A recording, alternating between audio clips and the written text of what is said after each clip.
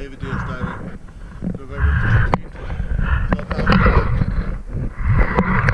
Installed two 1 1 3/4 inch heavy zincs on the shafts.